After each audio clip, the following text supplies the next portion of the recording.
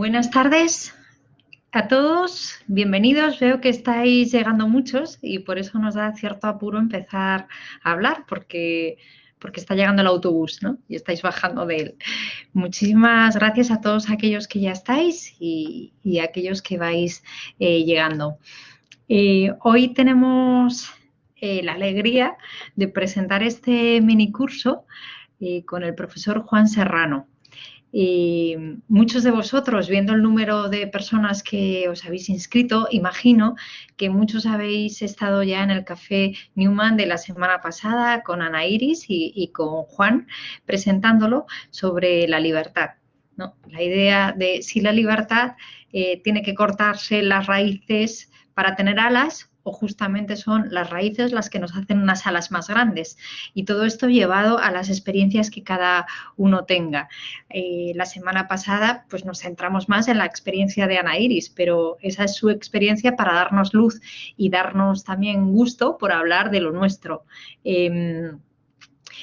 Y después de esa experiencia del café, los minicursos están pensados como una actividad universitaria, profundamente universitaria, que nos permitan reflexionar en profundidad a través de textos, pero a través también de la herramienta que es nuestra formación y nuestra inteligencia para ver las cosas y para adentrarnos en la realidad, y que nos sirva todo este material no solamente para formarnos a nosotros como personas, sino para formarnos como personas universitarias que están formándose y trabajando y estudiando y bueno, pues haciéndose un camino, ¿no? Para ser profesionales, pero unos profesionales que sepan pensar y que sepan vivir mejor. Este es el objetivo de las actividades que hacemos en el Instituto Newman y explícitamente de este minicurso que tenéis ahora por delante.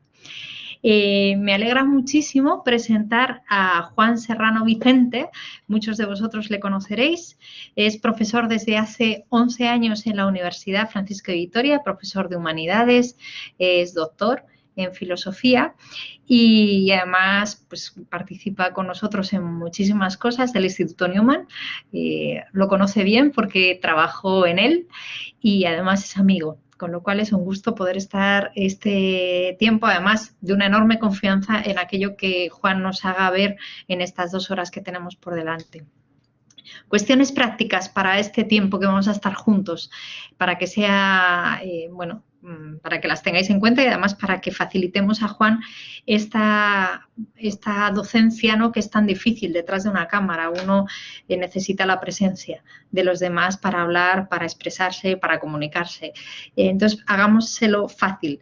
Me decía Juan que os invite, y lo hará él mismo ahora, que os invite a participar sin esperar al final del minicurso. Podéis participar siempre pidiendo la palabra para que sea más fácil, siempre que queráis. No es una interrupción, sino al revés, ¿no? Es un hacer juntos este curso. Para ello, por favor, cada vez que queráis hablar, poneros la cámara y, bueno, el micrófono claro, pero que se os vea, ¿vale? Porque es difícil, si no, verdaderamente, comunicarse. Entonces, os pido este favor. Y por otra parte, cuestiones operativas, al final del minicurso se os pasará por el chat de la plataforma el formulario que tenéis que rellenar para adquirir los créditos, aquellos que los queráis.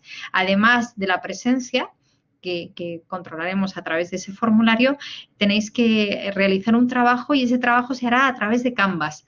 Pero todas las cuestiones, las instrucciones para hacerlo, además de en Canvas, las tenéis en nuestra web del Instituto Newman. Yo creo que esto es todo y si no, os iremos diciendo cosas para no interrumpir por el chat.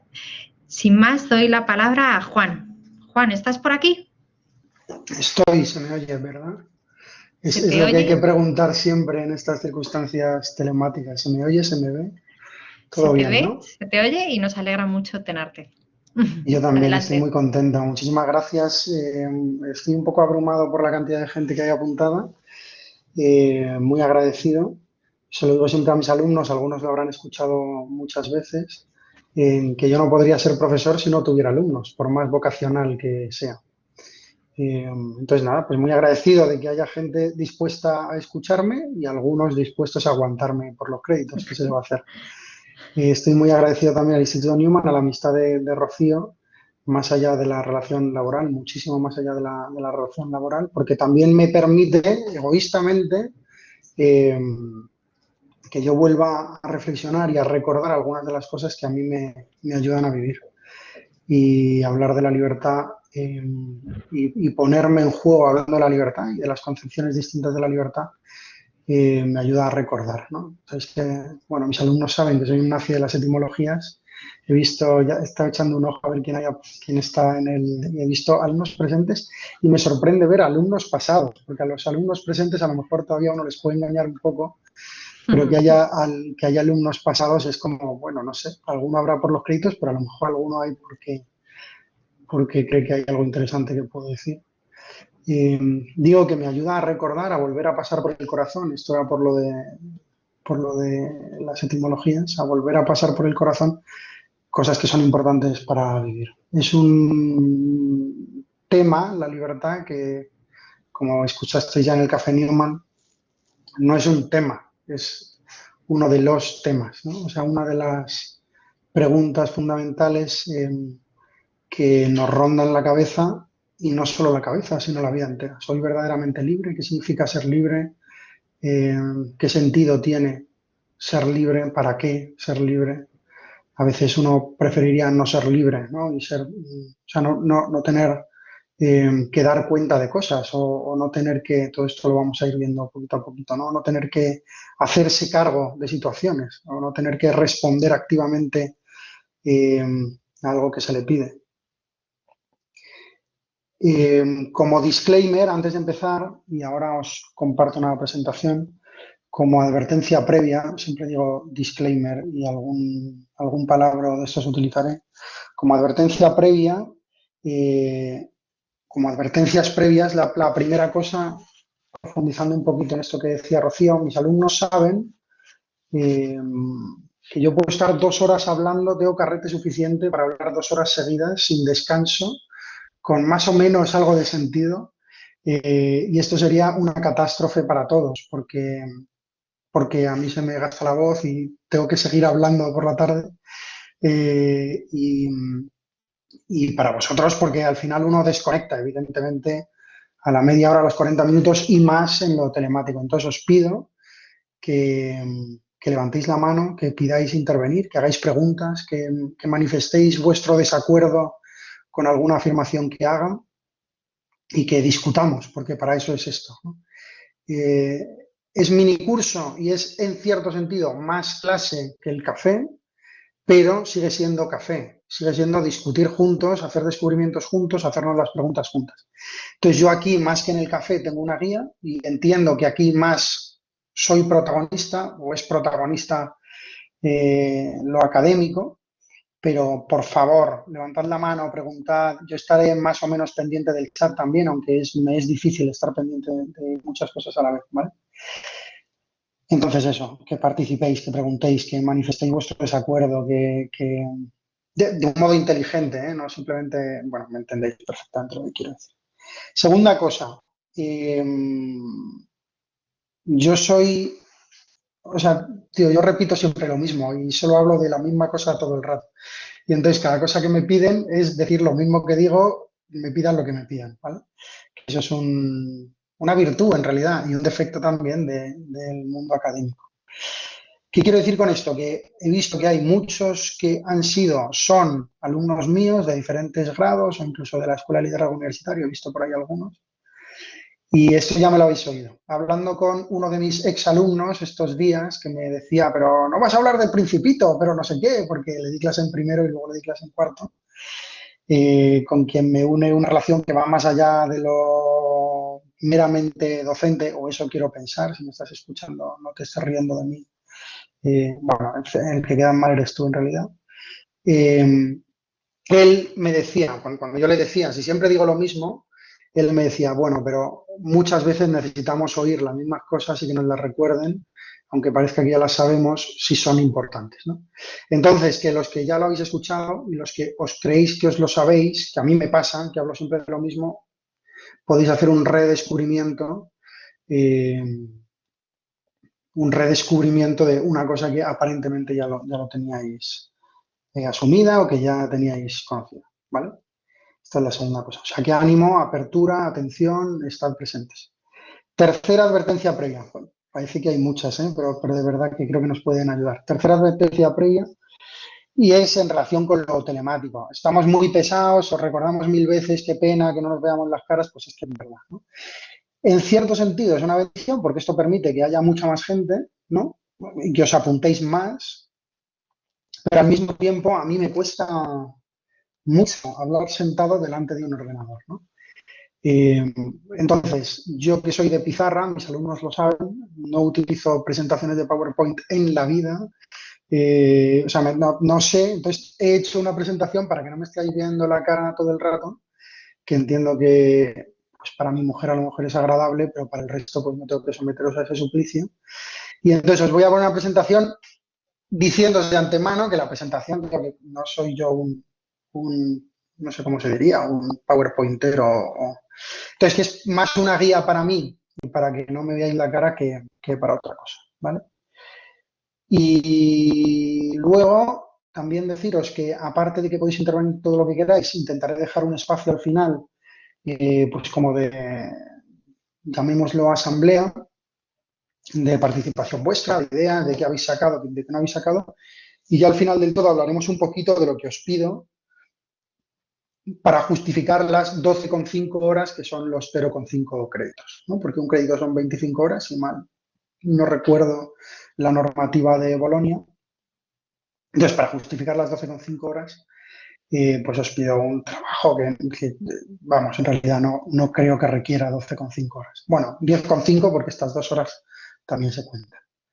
Ok, hasta ahora entiendo que todo claro. ¿Alguna duda que no sea técnica y que tenéis que dirigir al Instituto John Henry Newman, no a mí? No. Ok. Pues os voy a compartir la presentación. No me ha dejado cargarla, entonces lo que voy a hacer es compartir pantalla. Esto es. Entiendo que estáis viendo todos la presentación. Yo no tengo acceso a las notas. Ahora, estáis viendo, ¿verdad? Sí. Sí. No ha contestado nadie en realidad. Supongo que sí. Sí, vale. Sí.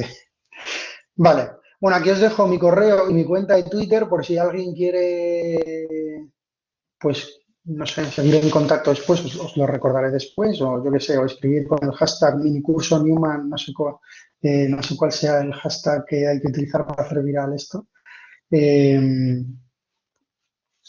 Vale, dice Paula que los alumnos tienen desactivado el chat, vale, que si alguien quiere hablar. Vale.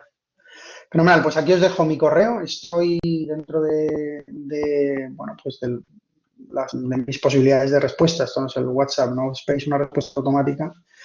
Bueno, os contestaré si tenéis alguna inquietud o si, yo que sé, queréis invitarme a un café o lo que sea, ¿vale? Y mi cuenta de Twitter, no sé muy bien por qué la he puesto, porque ya está, pero vamos.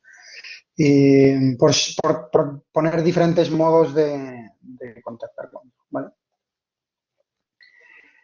¿Qué y pongo aquí intentar, porque es posible que si participáis y se me va un poco y nos vamos de camino, pues a lo mejor no tenemos absolutamente todo o absolutamente todo entero. Yo os he puesto aquí como un programa de lo que vamos a hacer o de lo que pretendemos hacer en estas 2 horas, ¿vale? Primero vamos a atender a la definición, y aquí definición se refiere vamos a mirar el diccionario de la Wikipedia, básicamente, acerca de la libertad. ¿Qué es la libertad, ¿no? O qué dice la Real Academia Española de la Lengua, que fija y da esplendor acerca de la libertad?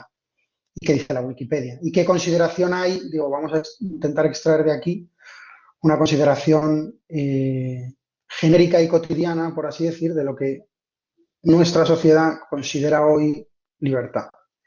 Luego vamos a hablar de liberación, vamos a hablar de la liberación como un primer momento de libertad negativa. Luego vamos a hablar de la relación con la responsabilidad. Os viene muy bien a mis alumnos de psicología social como repaso del tema 1, de la responsabilidad y la relación con la libertad.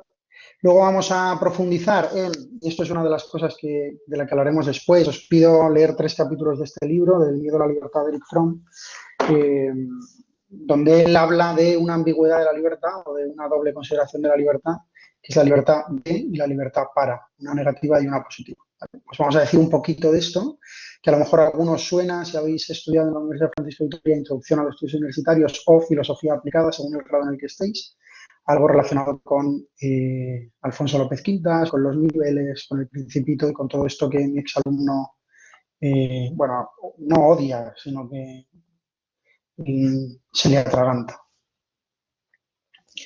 Y luego vamos ya a sacar conclusiones, ¿vale? Hasta aquí vamos a hacer una exposición más o menos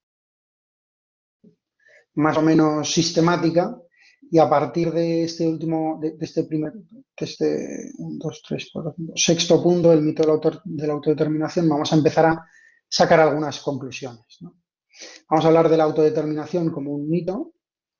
Vamos a hablar de la libertad como consecuencia, en este punto que se llama la verdad os hará libres, de la libertad como consecuencia y no como antecedente, y vamos a hablar de la libertad como dependencia, que es quizá lo más escandaloso que vamos a decir, por eso me lo he dejado para el final, y luego vamos a cerrar. El cierre es esta participación, esta apertura de micro, si queréis, que os he dicho antes. ¿Vale? Pues vamos allá. Si atendemos a lo que dice la Wikipedia, la Wikipedia en castellano además después recoge lo que dice la RAE, pero para recoger lo que dice la RAE a través de la Wikipedia nos vamos a la RAE. Vamos primero a mirar lo primero que dice la Wikipedia, que es la libertad es, dice, la capacidad humana de actuar según la propia voluntad. Capacidad humana de actuar según la propia voluntad, ¿vale? Y por lo tanto, la libertad para la Wikipedia, ya podemos extraer algo de sentido normal, el sentido común que tiene este término para nosotros, tiene que ver con la dimensión volitiva, o con la facultad que nosotros llamamos voluntad, ¿vale? No coincide con ella, así a priori, sino que la libertad es un actuar según la voluntad y por lo tanto aquí ya en ética se distingue muy fácilmente entre acción humana y acción del hombre para distinguir entre acción libre y acción que no es libre, ¿no? Y la acción libre, por lo tanto, tiene una consideración que se refiere a la libre elección de aquello que se quiere hacer, ¿no? O sea, un actuar en función de la propia voluntad. Aquí, evidentemente, hay una conexión entre la voluntad y la dimensión racional, ¿no? Porque la razón es la que determina los fines y pone o le da a la voluntad los medios para alcanzar los fines que se proponen, ¿no? Y cuando se actúa en función de los medios que yo determino por mí mismo para alcanzar aquello que persigo, pues se habla de acción libre. Y a esto se refiere esta definición. Esta es una definición bien formulada, correcta, ¿no? Capacidad humana de actuar según la propia voluntad. La primera acepción de la RAE, la primera entrada de la RAE, insiste un poquito en esto, ¿no?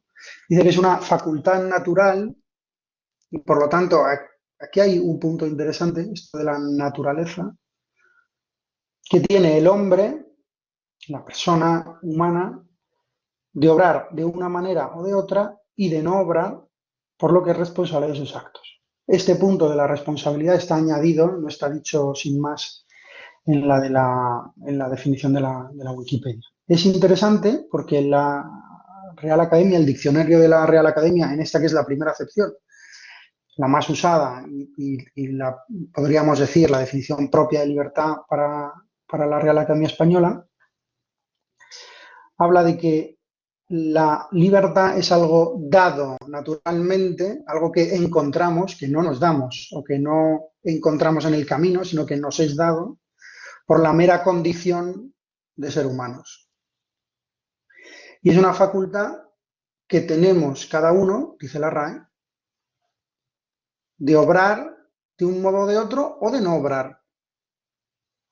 Y ahora la elección, es decir, el hacer esto o lo otro o no hacer nada en concreto, me hace responsable de la elección. Cuando la acción es libre, soy responsable, ¿no? Se me pueden pedir responsabilidades. La tradición filosófica clásica la filosofía perenne, podríamos decir, tiende a llamar a esta libertad libre albedrío o libre arbitrio. Y es la libertad, ¿no? Capacidad de hacer esto o aquello, sin ninguna consideración ulterior, sin ninguna otra pregunta, ni ninguna otra nada. La capacidad de hacer una cosa o la otra. Parece que es una definición particularmente correcta. Me parece que para hablar de libertad, como queremos hablar nosotros, se queda corta. Ahí vendrá en nuestra ayuda Eric Fromm y ya vino López Quita, ¿no? Las tres entradas siguientes, las tres acepciones, la 2, la 3 y la 4, la RAE lo que hace es definir negativamente la libertad como ausencia de condicionamientos externos. Fijaos, ¿no? Dice, estado condición de quien no es esclavo, quien es libre y quien no es esclavo, ¿no? Y es una acepción correcta, ¿no? Los libertos en Roma, los ciudadanos libres, ¿no? La libertad como una ausencia de esclavitud, no ser esclavo. Esta es la segunda. La tercera, estado de quien no está preso, ¿no? La libertad frente al encontrarme en prisión. Es claro también que ese uso es correcto y es verdadero y lo decimos con verdad cuando decimos que la prisión es una privación de la libertad, pero es una definición negativa, meramente negativa, que evidentemente se queda corta. Estamos hablando de otra cosa, ¿no? No solo de no estar encerrado en una celda. Y una muy curiosa, la cuarta, que es muy interesante, que es la falta de sujeción y subordinación. Y el ejemplo que pone el diccionario de la Real Academia Española se refiere directamente a la juventud, ¿no? Y dice, los jóvenes, no me acuerdo exactamente lo que dice, pero algo así como que la libertad pierde a los jóvenes, ¿no? Y esta libertad no es la libertad de la que queremos hablar propiamente hoy, sino que se refiere a esto que dice aquí, ¿no? Falta de sujeción y subordinación. Es decir, que no hay nada que me ate. Entonces, esta libertad considerada como ausencia total de ningún tipo de condicionamiento, como persecución de hacer lo que me dé la gana, el ejemplo de la RAE ya lo pone como perdición, ¿no? Es curioso. Y lo asocia a la juventud. Podéis escribir a la RAE y decirle, ok, boomer, si queréis. Pero bueno, de hecho es una acepción utilizada, ¿no? Falta de sujeción y subordinación. Es decir, que no hay nada que me ate, que me sujete, que me controle. Y no estoy subordinado, o sea, no estoy ordenado debajo de otra cosa, no hay una estructura jerárquica o no la reconozco que me permita, pues eso, sujetarme otra vez más, ¿no? Me parece interesante empezar hablando de las definiciones o de las definiciones más técnicas, por así decir, justamente porque ya nos está diciendo algo acerca de la consideración de la libertad en sentido genérico o público, ¿no? ¿Cómo utilizamos el término libertad? A mí me parece que podemos, sin mayor escándalo y sin mayor problema, decir que la consideración general de la libertad tiene que ver, en muchos casos, con una ausencia de normatividad, con una ausencia de condicionamientos, con una ausencia de coacción o coerción. Aparentemente es más libre, ¿no? Bueno, y verdaderamente en un sentido, es más libre quien no tiene que dar cuentas, quien no tiene que rendir cuentas ante nadie. Es más libre quien no tiene que venir a clase, por ejemplo, quien puede permitirse no venir a clase. Y por eso uno considera que las vacaciones, que en vacaciones soy más libre, ¿no? Que me parece evidente y claro, y lo utilizamos en ese sentido, ¿no? Necesito, perdón, romper las cadenas que me atan a lo que tengo que hacer o a un jefe que me está pidiendo cosas y no me deja en paz, ¿no? Como déjame en paz y quiero ser libre, no me digas lo que tengo que hacer, y mil expresiones del mismo tipo están profundizando en esta primera concepción de la libertad, ¿no? Fromm la llamará la libertad negativa, como una libertad, él la llama libertad de, ¿no? Como ausencia sí, de condicionamientos, como un proceso de individuación, de separarme, de no depender, etc. Y es un primer acercamiento que me parece correcto, hay que partir de aquí. ¿Qué no está dicho aquí? No está dicho aquí un montón de cosas que quedaron apuntadas en el Café Newman, que tienen que ver con una consideración de la libertad a la que fenomenológicamente tenemos acceso a partir perdón, fenomenológicamente significa, es un método filosófico que consiste en la mirada de las cosas en tanto que se nos presentan delante, ¿no? ¿Cómo se nos presenta a nosotros la libertad? Pues en este primer punto, de un modo claro, tenemos experiencia de esta forma de libertad, ¿no? Primero, de esta mera capacidad de actuar según la propia voluntad, que a veces conlleva un esfuerzo, ¿no? Porque somos a veces débiles en el esfuerzo de la voluntad o incapaces o limitados, pero también en esta visión negativa, ¿no? Y se nos aparece así. Ahora, creo que también, y esto no está dicho en las definiciones, tenemos experiencia de una libertad que nos sobreviene no como ausencia de condicionamientos, sino a lo mejor en medio de los condicionamientos. Todos podemos entender que hay una visión verdadera de libertad que no tiene que ver directamente o únicamente con el no estar preso. Y podemos entender de algún modo que gente que aparentemente no tiene ningún condicionamiento en realidad no es libre, habrá que ver, porque digo, es polisémica, ¿no? O sea, es polisémica la palabra libertad. Y que gente que está en la cárcel o que tiene condicionamientos muy fuertes tiene una gran, y aquí añadimos, ¿no? Libertad de espíritu, podríamos decir, o libertad interior, etcétera. Esto es lo que yo creo que es interesante explorar y a lo que nos vamos a dedicar esta hora y media que nos queda. ¿Vale? Hasta aquí, ¿alguna pregunta? ¿Alguna queja? Voy muy rápido, voy muy despacio. Bueno, hay que decir que esto se está grabando y que creo, en principio, que se subirá a YouTube, o sea que lo podréis volver a ver si os ayuda para hacer el trabajo, no sé, para qué. Ok, pues vamos. Perdón. Bueno, vamos a indagar fenomenológicamente en una experiencia que llamamos o que podemos entender como liberación y que va muy asociada a esta visión negativa de la libertad. El diccionario de la Real Academia Española define liberación como acción de poner en libertad, ¿no? Y si la libertad es considerada como no estar sujeto a algo, pues esta acción de poner en libertad es la liberación referida propiamente a una visión negativa de la libertad, ¿no? La RAE incide en la liberación de cargas, en la eliminación de cargas que puedan pesar o que puedan gravar al sujeto. También en lo económico, ¿no? Te libero de la obligación de pagar este impuesto, te libero de la obligación de pago, o incluso, ¿no? Se utiliza también ese sentido, te libero de cumplir esta condena en función de no sé qué cosa, ¿vale? Es la primera acepción que nos viene de la liberación, digo, por poner un ejemplo que podamos entender, vosotros que sois estudiantes universitarios, es cuando acaban los exámenes, ¿no? O sea, supongo aquí estas frasecitas que nos ayudan a entender y que utilizamos, ¿no? Me quito un peso encima, ¿no? De la que me he librado, ¿no? Decimos a veces, de la que me he librado, ¿no? Y me quito un peso encima. Cuando acabo una cosa que me estaba machacando o que llevaba mucho tiempo pendiente de hacer o que, pues, cuando eso se acaba, de repente uno se libera, ¿no? Como que respira, como que,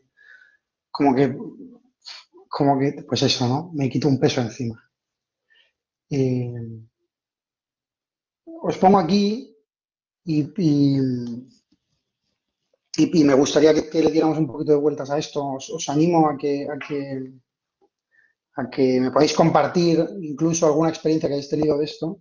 Es una experiencia real personal, es una experiencia realísima, completamente subjetiva, en cierto sentido, porque lo que puede ser liberador para unos puede no serlo para otros. Ciertamente podemos entender en general que las cargas son más o menos cargas para todo el mundo, aunque uno la subjetiva o psicológicamente la viva de una manera y otros la vivan de otro o se enfrenten a ellas de modo distinto. Pero, y que la liberación pues también, ¿no? O sea, cuando uno está sometido a mucha tensión o en el trabajo, pues de repente se le libera de esa tensión o desaparece esa tensión y uno experimenta una liberación, ¿no? Es una experiencia de libertad en cierto sentido. Hay que tener cuidado, creo, en identificar directamente como sinónimos libertad con liberación. La RAE no lo hace, ¿no? Dice que la liberación es la acción de poner en libertad. Yo añado, o el reconocimiento propio, ¿no? La liberación, la experiencia propia de que he sido liberado, de que se me ha puesto en libertad, o de que he sido puesto en libertad, ¿no? La liberación de un preso o la liberación de una carga, ¿no?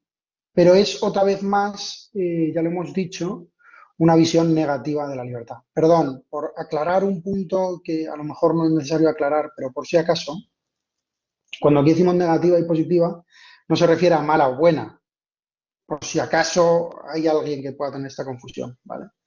Negativo no significa malo, significa que está definido o referido a algo que no es, ¿vale?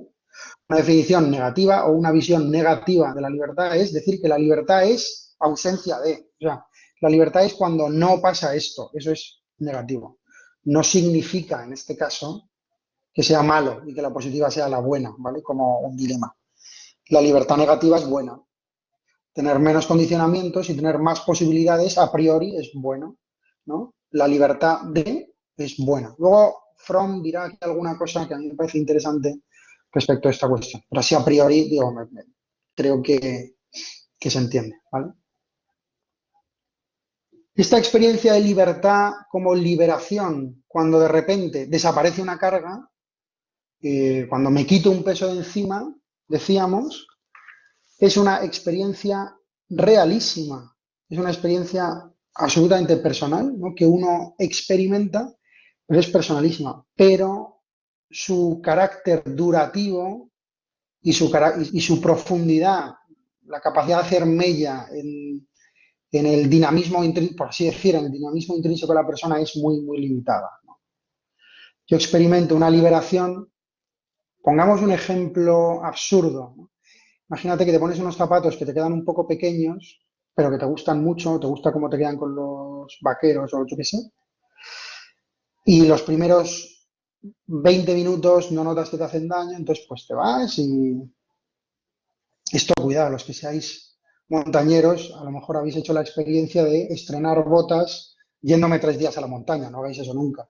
O estrenar calzado cuando empieza el Camino de Santiago, pues no hagáis eso nunca, porque os van a salir unas ampollas del tamaño de, no sé. Cuando llegas a casa después de 6 horas con unos zapatos que te están pequeños y te los quitas, es una experiencia de liberación, ¿no?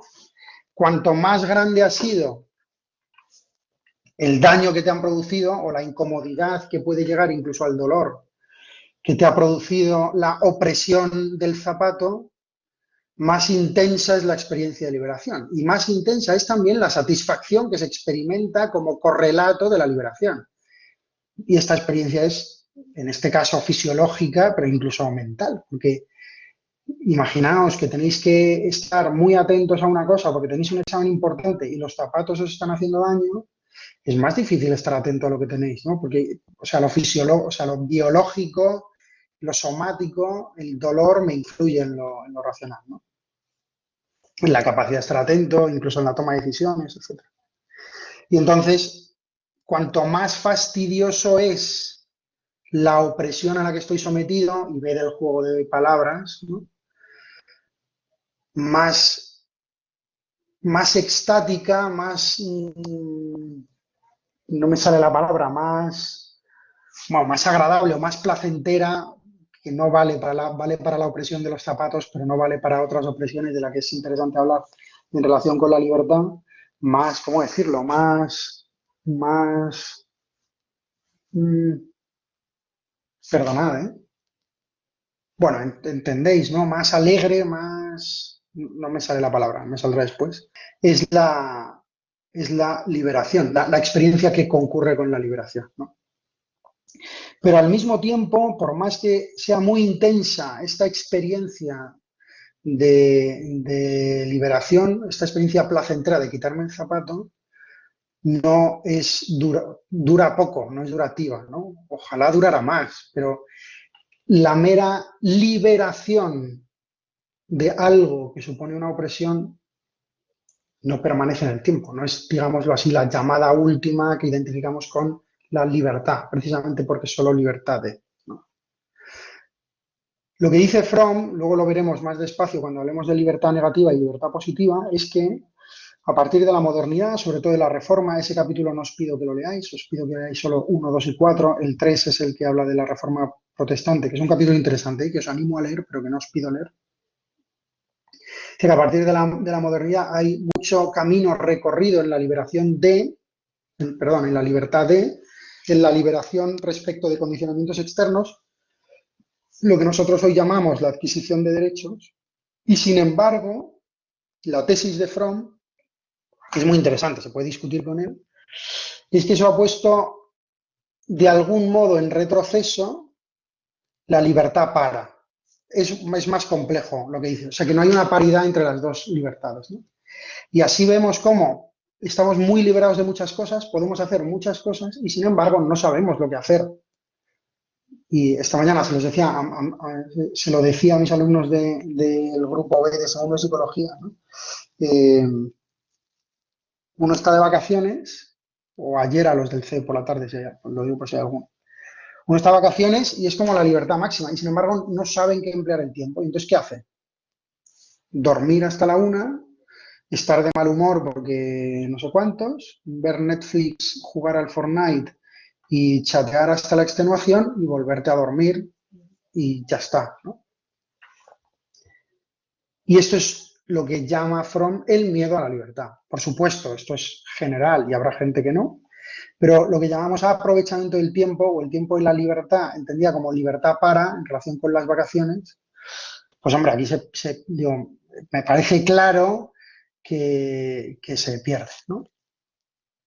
La mera liberación no produce libertad en el sentido del que queremos hablar. Decidme algo, alguien, porfa. Es que si no voy a acabar, además, antes de tiempo. ¿Alguien le suena chino lo que estoy diciendo? ¿Alguien no ha hecho experiencia de esta liberación y al cabo del poco tiempo le ha sabido a nada? Digo, no os hartáis de estar de vacaciones aunque no queráis volver a trabajar o a estudiar. O sea, no sé, ¿os suena algo de lo que... Olivia, dale. Qué bien, Olivia, la Elu al rescate. A ver, lo primero no me puedo poner la cámara porque el ordenador no tiene cámara, no es por otra cosa, ¿vale? Vale. Y luego, a ver, sí, yo creo que obviamente todos hemos experimentado esto, pero creo que también, o sea, esa liberación tiene que ver mucho con cómo hayas trabajado como en el momento de opresión. O sea, digo, tú puedes estar muy estresada con unos exámenes y luego, o sea, no estudiar, perder el tiempo y luego terminar esos exámenes y te quedas como si nada. O sea, creo que también tiene que ver mucho con cómo has vivido y cómo, o sea, qué actitud decides tener en ese momento de estar oprimido, ¿no? Súper importante esto que dice Olivia. Y yo no lo había dicho, gracias Olivia, yo no lo había dicho porque algo de esto íbamos a decir después, justo ahora vamos a hablar de la responsabilidad, que tiene mucho que ver con lo que dice Olivia. Pero, o sea, esta experiencia puede ser muy, muy diversa, ¿no? O sea, la liberación que uno experimenta cuando acaba una carga es muy distinta si uno se ha empeñado o ha buscado responder afirmativamente y activamente a aquello que tenía delante, en este caso los exámenes, ¿no? O sea, si uno tiene una postura inteligente o una postura activa o proactiva en el trabajo o en los estudios, uno experimenta una liberación muy satisfactoria. O sea, cuando acaba el tiempo de exámenes, o sea, es como un tiempo cumplido, ¿no? Y uno se encuentra satisfecho. Esto concurre y eleva esta mera satisfacción de ausencia de carga, ¿no? Evidentemente. Puede darse al revés. Puede darse una liberación culpable o una satisfacción culpable para el que solamente se quita una carga encima, como desdeñando todo el trabajo que tenía antes, ¿no? Aquí hay que distinguir, hablaremos, vamos, justo en la siguiente diapositiva, cuando hablemos de la responsabilidad, entre la liberación de algo que por más carga que sea, es bueno, entendido así, bueno, los exámenes, comprádmelo ahora por lo menos, o Olivia también va por aquí, en el caso de la obediencia militar, ¿no? En lo castrense, que me parece súper interesante, ¿no? Dices, oye, si cumples con tu deber, por más carga que sea, que puede ser agobio y angustia y carga verdadera por el trabajo que tengo, pero que entiendo que es un bien para mí cumplir con esa obligación, por lo tanto, cuando cumplo, me libero y además estoy satisfecho porque he cumplido, eh, claro, a una carga que es injusta y que es percibida como una opresión que no tiene ningún sentido y que no veo que es buena por ninguna parte. Entonces, esta distinción también es necesario hacerla, ¿no? O sea, creo que la rebeldía y que entendamos el término por ahora, desobediencia respecto de algunas cargas que nos son impuestas injustamente, es justa y que cuando conseguimos alcanzar determinados derechos que se corresponden con nuestra naturaleza humana eh, y cuando conseguimos eliminar determinadas cargas injustas, eh, pues también se produce esta satisfacción, que también es por un cumplimiento del deber, ¿vale? Gracias, Olivia. Vamos con la responsabilidad, a no ser que alguien quiera comentar algo más. Elena. Que digo, la sensación de quitarte los zapatos, como que sí que era, te he referido a como que era algo momentáneo, ¿no? Pero en el caso que hemos explicado ahora, con la duda de ahora, esa satisfacción ya no sería momentánea, ¿no? Eso sí que se mantendría mucho más en el tiempo. Y, Sí, o sea, en el... Acaba, perdón, que te he cortado. no, y que incluso podría no llegar a acabarse, ¿no? Si tú has hecho un trabajo que sí ha sido difícil y ha sido en cierto modo una carga, pero se ha vivido bien y con responsabilidad y luego la acabas, sí que hay cierto alivio, pero por orgullo del acabas, estás orgulloso de lo que has hecho, eso no se termina, puede durar incluso toda la vida del trabajo realizado. Y ya no un trabajo como puede ser de la universidad, pero por ejemplo una madre que ha criado a sus hijos, cuando ya les ve, pues hay una cierta liberación que no es igual, pero que eso se mantiene, ese orgullo y satisfacción, ¿no? Por el, no sé. Sí, gracias, Elena. Sí, o sea, es verdad. Cuando uno obtiene, cuando uno se libera de un trabajo, pero ha cumplido su deber, por utilizar esta terminología si quieres, se experimenta una satisfacción que dura más en el tiempo, ¿no? Y obviamente, creo que esto es claro, o sea, que no es tan momentáneo como lo de los zapatos o como lo de una liberación de una prisión. Pero no es, a mí me parece que sigue durando poco en relación con lo que verdaderamente querríamos, ¿no? La satisfacción de una madre por haber criado a sus hijos no es una liberación. O sea, esa satisfacción que permanece no se da cuando se libra de ellos. Se da, y en el caso de una madre, o al menos de la mía, se da a pesar de librarse de ellos, ¿no? El síndrome del nido vacío, todas estas cosas. No sé si se entiende. O sea, el orgullo por el trabajo, que en el caso de una madre no es solamente un trabajo, digo, no creo que seas madre todavía, pero que es, dice Ana Iris, cuando se refiere a la maternidad, Ana Iris Simón, que es muchísimo más trascendente que el trabajo, porque es algo que, aunque yo lo haga todo perfecto, puede no salir bien, no por culpa mía, ¿no? Y en este sentido es trascendente, o sea, como que me sobrepasa. Y la satisfacción no es por haber hecho bien la crianza, no sé si me explico. La delectación de la madre o del padre, en mi caso, es por la mera existencia del hijo, en principio, ¿no? Y es verdad que el hijo puede ser opresor, los hijos pueden ser opresores, ¿no? Es verdad que un hijo es una esclavitud, es verdad, en cierto sentido, ¿no? Es decir, que te ata, que te vincula, que no te deja escapar, ¿sí? O sea, que tú no puedes no hacer caso a tu hijo cuando llora. Tú no puedes sustraerte a la necesidad de tu hijo, sobre todo cuando es pequeño, ¿no? Y entonces, en ese sentido, es una ausencia de libertad, ¿eh? Esto es clarísimo. Ahora, la satisfacción que se obtiene no se obtiene de modo negativo. ¿Se entiende, Elena? Creo yo, ¿eh? Creo que se experimenta como libertad para. Y que si se entendiera solo de modo negativo, nadie tendría hijos. O sea, si no existiera la libertad para, Nadie tendría hijos, nadie se comprometería, nadie se casaría, no sé cómo decirte, nadie sería amigo de otras personas, porque la amistad también pone un vínculo que te ata a otros. Entonces, a mí me parece que en ese sentido, el trabajo bien hecho o el cumplimiento del deber, como respuesta a lo que a uno se le pide, es liberador en el sentido de libertad de, o sí, cumplir con una cosa, te quitas un peso encima, y que esta definición meramente negativa no da cuenta de la totalidad y siempre es débil y frágil y poco durativa, ¿no? Queremos otra cosa, ¿no? Yo creo que es. Lo vamos a ver más despacio, ¿eh? Si nos da tiempo, ya son -10, madre mía. Diego, dale. Un poco partiendo de todo esto que estás hablando, yo lo relaciono también con la religión. La religión es una carga, bueno, acotándolo al cristianismo, aunque creo que es extrapolable a todas las religiones, pero una religión te está imponiendo responsabilidades, las cuales Ujú. por este razonamiento no te hacen libre. O sea que una religión sí es cierto que te está llevando por un buen camino, pero al coste de tu libertad, entiendo. Al coste de tu libertad entendida en sentido negativo, o sea, de la libertad de, claro, y casarte igual, ¿no?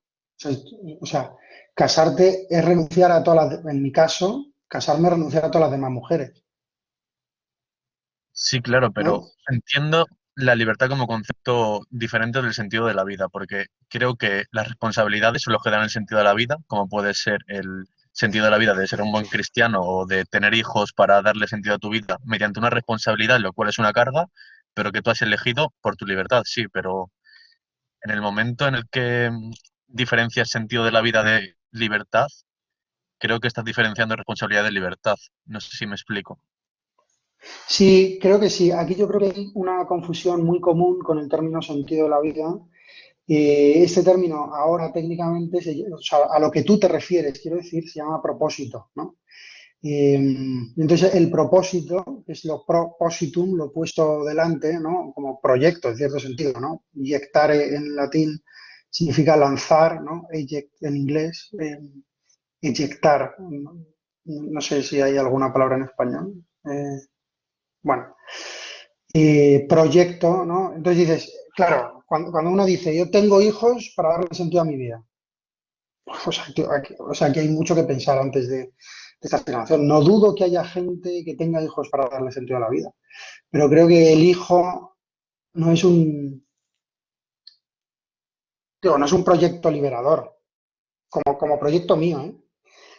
Que la paternidad, de hecho, vivida, sea liberadora, es una cuestión distinta. Sea liberadora no en el sentido de libertad de, sino en el sentido de libertad para. Os animo a leer a todos un artículo que cité en el Café Newman, que es del Martini al Meconio, de David Gistau, que habla de la venida al mundo de su hijo Luca y de su lucha entre libertad nivel 1, si queréis, con López Quintas, y libertad nivel 2. Lo dice clarísimo, ¿no? David Gistau murió hace un año. O sea, no hoy, pero justo casi hace un año. Y su hijo tenía 11 o 12 años cuando él murió. Y entonces, Diego, creo que esto, o sea, entiendo lo que quieres decir, ¿no? O sea, el purpose, que es el estudio al que es el término que se entiende hoy como sentido de la vida, es entendido así como un proyecto personal. Cuando lo que yo entiendo, y de esto vamos a hablar y no lo hemos dicho todavía, es que el sentido es algo hacia lo que tiendo, pero que es distinto de mí, que no lo pongo yo y que tira de mí. ¿Sí? El sentido está en otro lado. ¿Vale? Entonces, para Entonces, finalizar mi duda, según tú, ¿la religión limita la libertad? en el sentido de libertad negativa, claro. En el sentido de libertad positiva, habrá que ver. O sea, en el sentido de libertad de, evidentemente, la religión es una vinculación a una comunidad que tiene una serie de ritos, que tiene una moral y que obliga. Y entonces, yo qué sé, si no es cristiano no puede no ir a la iglesia el domingo. Digo, no puede en el sentido de deber, no puede, de hecho. Y entonces eso le limita las posibilidades del domingo. Oye, si yo quiero ir al Bernabéu a ver el Madrid, No sé si hay alguien que este año quiera al Bernabéu, bueno, al Bernabéu, a la ciudad del Real Madrid, porque no están jugando al Bernabéu. Dice, pero es que tengo que ir a misa, ¿no? Entonces hay una limitación, es evidente, se entiende, pues es que estamos en un puntito muy, muy como bajo. O sea, esto es la mera libertad negativa. Yo no estoy diciendo que la libertad sea el fin último de la vida humana. Yo creo que no hay que tender a la libertad en sí misma. Creo que la libertad es buena, que tener más posibilidades y más elecciones es bueno, pero creo que uno puede ser perfectamente libre y perfectamente pleno teniendo muy poquitas posibilidades. Y esto es lo que vamos a ver a partir de ahora. Y en ese sentido, la religión, como cualquier comunidad humana, como la amistad, como el matrimonio, como las cosas valiosas, son limitantes. Es decir, eh, restringen mi radio de acción y mis posibilidades. Tener un hijo es limitante, en el sentido de libertad. Me parece que no estamos descubriendo América diciendo esto. Al mismo tiempo, la religión puede ser también liberadora en el sentido negativo, porque yo qué sé, si un cristiano se confiesa, un católico se confiesa, ahora que estamos en Cuaresma, ¿no? Se confiesa, de repente experimenta un menudo peso me he quitado de encima. Y esta experiencia es real, ¿vale? De repente mis pecados se van. Entonces, también puede ser una liberación, incluso en el sentido negativo, ¿vale? Y al mismo tiempo, eh, las apostasías, digámoslo en general, o el renunciar a la fe propia o a la fe que le ha sido inculcada, o el por fin quitarse de en medio la imposición de la religión, puede ser experimentado como un quitarse el zapato. Sí, sí, claro, claro que sí. Lo que estoy diciendo es que hay, lo que vamos a ver, si nos da tiempo, es que puede haber otro tipo o sea, que hay, de hecho, otra experiencia que todos hemos hecho, que consiste en una libertad que es mucho más satisfactoria y que puede concurrir con una ausencia de libertad de. Y esta paradoja es la que creo que es interesantísimo estudiar. ¿Vale? No sé si se entiende, creo que lo vamos a ir viendo como más despacio. ¿Vale? Muchas gracias. Nada, Diego, a ti. Libertad y responsabilidad. Perdón, si no estoy compartiendo ahora. Compartir pantalla.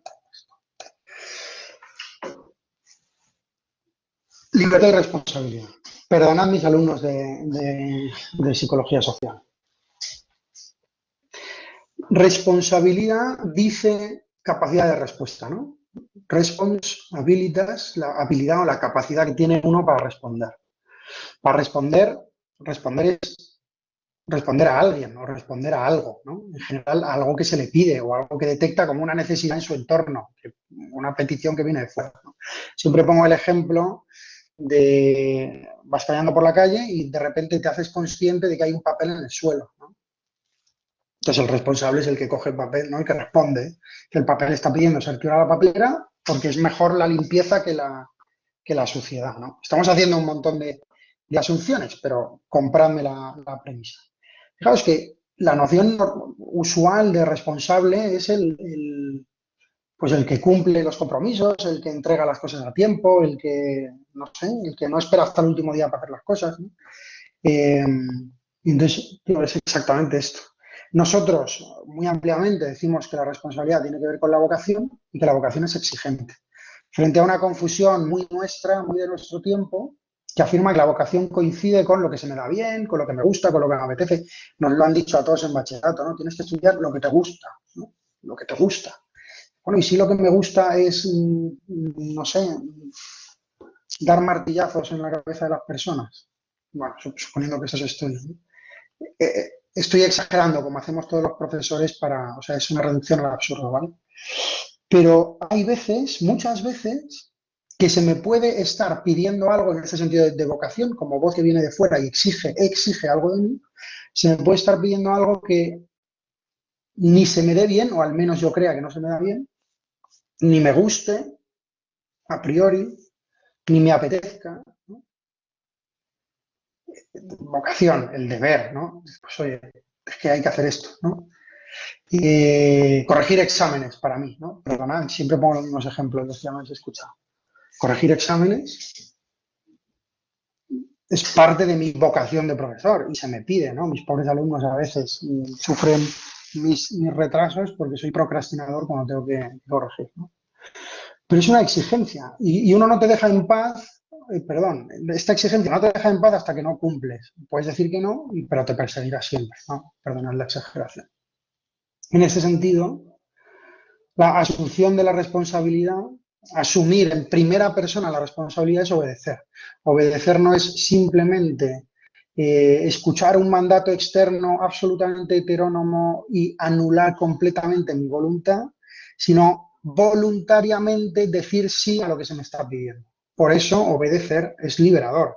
Es liberador en el sentido de libertad negativa y puede ser, de hecho, cuando es bien consciente, es liberadora también en el sentido de la libertad positiva, de la libertad para, ¿vale?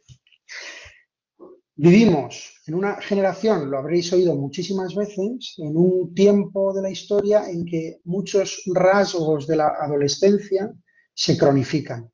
Y uno de los rasgos fundamentales de la adolescencia es la eliminación de la responsabilidad. Esto es lo que dice Fromm en su libro, básicamente. No queremos responsabilidades y entonces, dice, por eso tenemos miedo a la libertad, porque la libertad concurre con la responsabilidad. Oye, no sé si me habéis perdido, porque yo no me veo mover, ni veo que se mueva.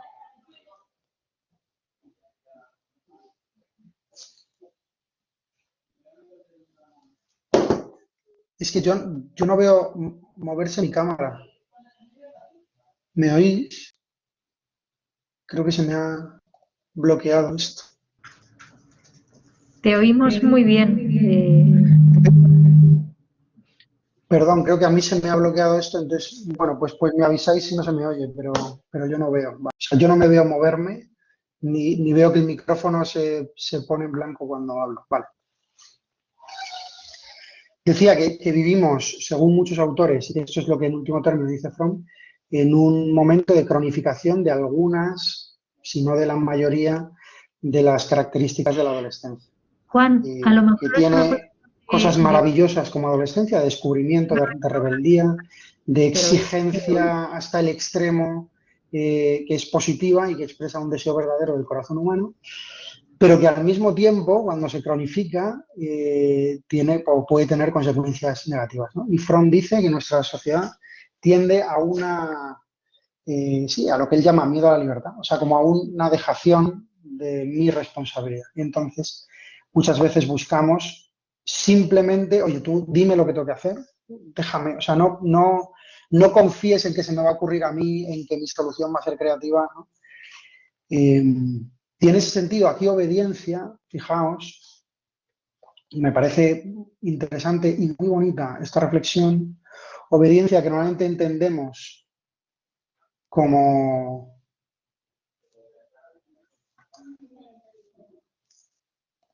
perdón, es que me está volviendo a hacer cosas raras. Es que, o sea, me despista.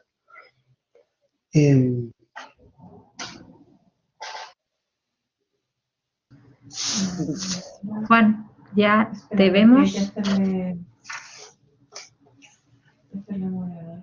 pero me veis, pero no me oís. Sí. los trámites legales.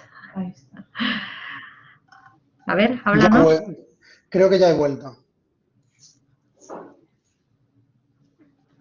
¿He vuelto? Ya. Vale. Decía que lo que Fromm denomina miedo a la libertad es este dejar de lado la responsabilidad. Muchas veces no culpablemente, en nuestra generación, en mucha parte no culpablemente, sino por un problema educativo o afectivo.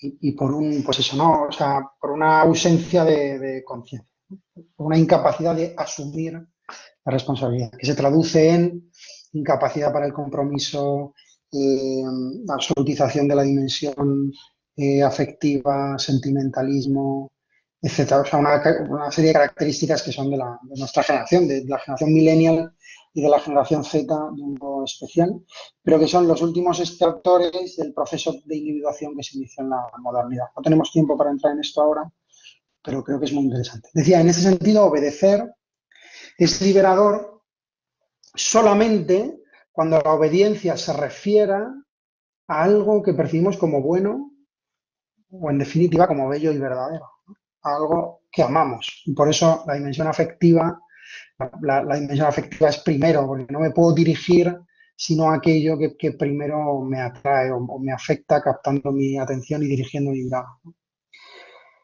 Nosotros tendemos a entender la obediencia como una privación de la libertad y no nos damos cuenta, a veces, me parece a mí, que obedecer es siempre desobedecer otra cosa y que desobedecer es siempre obedecer otra cosa. Y en el ejemplo más hiriente para vosotros que se me ocurre es que es a raíz de una pregunta que me hacían mis alumnos de psicología esta mañana, el ejemplo, ¿vale? Si yo tengo un deadline para entregar un trabajo mañana, es un factor externo a mí que está exigiendo una respuesta, en este caso obediente, ¿no? Voy a obedecer el deadline y entonces me tengo que poner a trabajar porque tengo que hacer esta entrega.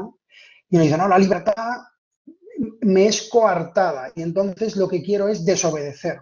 Fijaos, desobedecer no es abstracto, desobedecer a esto, sino que es siempre obedecer a otra cosa. Hay que ver a lo que obedeces para ver si es más esclavizante o más liberador, ¿no? Digo, a lo mejor obedecer el deadline es menos esclavizante que obedecer a tu pereza que te está diciendo que te quedes tirado en el sofá. Porque desobedecer el deadline es obedecer a otra cosa. ¿No? ¿Veis este punto? O sea, es inescapable. Es inescapable que delante de algo que tenemos que hacer, entre comillas, el tenemos, que se nos pide y que puede ser arduo y que nos cuesta, pero que entendemos que es bueno en función de un montón de factores, aunque no sea porque voy a aprender mucho haciendo este trabajo, aunque sea porque eso es un medio que me va a permitir alcanzar otro fin, hay también algo que está tirando de ti hacia otro lado y que también exige o sea, que está demandando una obediencia. Pero las tendencias, lo que López Quintas llama vicios que se refieren al vértigo, lo habréis estudiado, son muchísimo más tiranas que las virtudes, ¿vale? Digo, baste esto para entender un poquito cómo presentamos aquí un falso dilema entre obediencia y libertad que de hecho no se da. La obediencia, cuando es obediencia a algo que se presenta como bueno y verdadero, por más arduo que sea, es siempre liberadora. Y en este sentido ya estamos introduciendo el punto de la libertad ¿vale? Respecto de la cuestión de la responsabilidad, os quería poner un videoclip y os pido que lo comentéis. A mí esta canción de Carolina Durante, que se llama Joder, no sé, me parece, creo que supongo que está compartiéndose el audio también, me parece muy significativa de este punto de la ausencia o sea, de la incapacidad o de la cronificación de la dimensión adolescente de una libertad llevada hasta el extremo, una libertad negativa llevada hasta el extremo, que causa una inmovilidad absoluta en el ser humano, ¿no? Una incapacidad última de hacer cosas.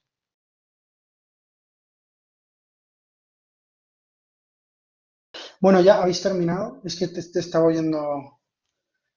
En principio, yo he empezado un poquito tarde, así que habéis terminado todos. Fijaos, este vídeo, esta canción de Carolina Durante, Joder, no sé, el título solo ya lo dice todo. Pero o sea, no basta para entender del todo lo que queremos decir con escuchar la canción, que ya dice mucho, sino que me parece muy importante ver el vídeo. Toda la letra está planteada en una dualidad entre un exceso o una ilimitación de coacciones, una posibilidad casi infinita de elegir, representada por miles de dulces, que es lo más atractivo, ¿no? O sea, es una representación simbólica, pero es como lo más atractivo. Puedo hacer lo que quiera, puedo coger lo que quiera, estoy saturado de posibilidades y sin embargo no sé, estoy cansado y no tengo 30 años, no sé qué hacer. Cuando me preguntas dónde estoy en medio de los problemas. Estoy absolutamente bloqueado. Me parece un retrato eh, muy agudo, hecho por gente de nuestra generación, de nuestra posición generacional respecto del mundo, ¿no? Que no lo dice todo de todos los individuos, pero que desde luego dice mucho de nuestra generación en el sentido occidental y sobre todo europeo, ¿no? Estamos cansados, no sabemos qué hacer, no sabemos dónde dirigir nuestra vida. En formato meme es el perro delante del ordenador que dice no tengo ni idea de lo que estoy haciendo, ¿no? Y esa sensación nos invade y nos bloquea y la bloqueamos muchas veces, creo. Creo que nos pasa a muchísimos, ¿no? Como que vamos caminando, no sabemos muy bien por qué, hacia allá, no lo hemos elegido nosotros directamente, pues toca universidad, pues venga, me apunto a la universidad. ¿Qué vas a estudiar? Pues hombre, toca esto, pues hombre, me da la nota para esto, no me da para lo, pues venga. El primer trabajo, pues venga, esto. ¿Me he hecho este novio? Pues, tío, lo estoy exagerando, ¿eh? Pero me parece que dice mucho como de una apatía última, de una apatía quizá no siempre culpable, pero desde luego muy característica de nuestro momento vital y de nuestro momento histórico. Esta apatía, ¿sí? Apazos, esta incapacidad de sentir, de que nada me afecte, ¿no? De no padecer, de refugiarnos en entretenimiento, sin que sea un consejo boomer. Yo soy millennial, no boomer, así que no me digáis aquello de ok, boomer. No lo digo como denuncia, sino simplemente como para mostrar el hecho. Creo que es genial en esta canción Carolina Dirante porque de algún modo yo entreveo un grito a nuestra generación de decir, oye, hay que despertar, ¿no? O sea, tiene un punto de cínico, tiene un punto de cinismo, creo. No he hablado con ellos, no se lo he preguntado, ni he leído ninguna entrevista que les han hecho, ¿no? Pero yo entreveo algo de cinismo y al mismo tiempo como un sentimiento de insatisfacción, como un no, esto pues no funciona, o sea, esto no puede ser así, ¿no? Los que estudiáis marketing, si alguno estudia marketing o publicidad, hay ya muchos estudios que frente al boom de la mercadotecnia y de las nuevas estrategias de mercado y de venta de producto y de las grandes superficies en los años 50 y 60, hay ya muchos estudios que dicen que la sobredimensión de la oferta anula la compra o incapacita la decisión del usuario final, ¿no? Esto que se produce a nivel psicológico me parece muy, muy interesante. Está referido también a, ¿no? O sea, cuando tenemos muchísimas opciones, pensad que vais a un restaurante y tenéis una carta, ¿no? Como las cartas de los restaurantes de los años 90, ¿no? Que era una carta, o de los restaurantes chinos, ¿no? Que tienen 437 platos y dices que hay tanto que no sé qué pedir, ¿no? Y a lo mejor, y si tienen 5 cositas, los buenos restaurantes últimamente van dirigidos hacia esto, ¿no? Si habéis visto alguna vez Chicote, siempre dice esto, ¿no? Poquitas cosas muy bien hechas que digan mucho de ti, que sepas hacer muy bien y que se vendan bien, porque fomentan la compra. Y aquí compra significa obediencia, en el correlato de lo que nosotros queremos decir. Pues esto es lo que dice Carolina Durante, ¿no? O sea, tengo todo, estoy en plena forma, tengo todas las posibilidades del mundo, puedo hacer casi lo que me dé la gana, no hay nadie controlándome. Podemos hablar luego de la pandemia, si queréis, y del confinamiento en relación con la libertad, que me parece súper interesante, pero así a priori, ¿no? No hay nadie que me controle. Incluso aunque me digan no puedes hacer esto, lo puedo hacer de 1000 maneras, porque yo qué sé, pues con el móvil nadie ve lo que busco. Y sin embargo, luego no sabemos lo que hacer, ¿no? O hacemos lo mismo que todo el mundo, que es el otro gran mal de la adolescencia, donde uno por rebeldía contra lo impuesto al final acaba vistiéndose exactamente igual, hablando exactamente igual, haciendo exactamente las mismas cosas que hace su grupito de referencia, aparición de las tribus urbanas, etc. Bueno, yo creo que esto es interesantísimo y que ya nos pone delante de un modo irrenunciable e irremediable esta doble visión de la libertad, con una dimensión negativa y una dimensión positiva. Voy a ir un poquito más rápido porque quiero llegar al final. lo más importante y lo más interesante. Bueno, lo que hago en las siguientes diapositivas es simplemente, pues eso, ¿no? Ahondar un poquito más en lo que dice Fromm. Dice, todas las páginas que están aquí citadas son de esta edición, ¿vale? Os lo digo así en petit comité, aunque esto se oye grave. Hay una edición que se encuentra fácil en PDF y esto no significa fomentar la piratería. Compraos el libro porque es muy bueno, ¿vale? Está también en la biblioteca, hay varios títulos en la biblioteca. La numeración no es de la edición en PDF, sino de esta que yo tengo comprada, ¿vale? Pagada, de Paidós Ibérica. Dice Fromm, la existencia humana y la libertad son inseparables desde un principio. En ese sentido, libertad de, ¿no? La noción de libertad se emplea aquí no en el sentido positivo de libertad para, sino en el sentido negativo de libertad de. Es decir, liberación de la determinación instintiva del obrar. La libertad negativa es fundamental en el proceso de individuación, y esto lo sabe la psicología evolutiva perfectamente, ¿no? El niño que es totalmente dependiente en el vientre de la madre, el feto, tiene una primera libertad negativa en cuanto se desprende del vínculo uterino por el corte del cordón umbilical, pero sigue dependiendo también físicamente de la madre, ¿no? El proceso de crecimiento y maduración en el niño tiene un punto de liberación. Me libero de la necesidad y de la determinación de estar pendiente de la madre. Y ese es el proceso de individuación.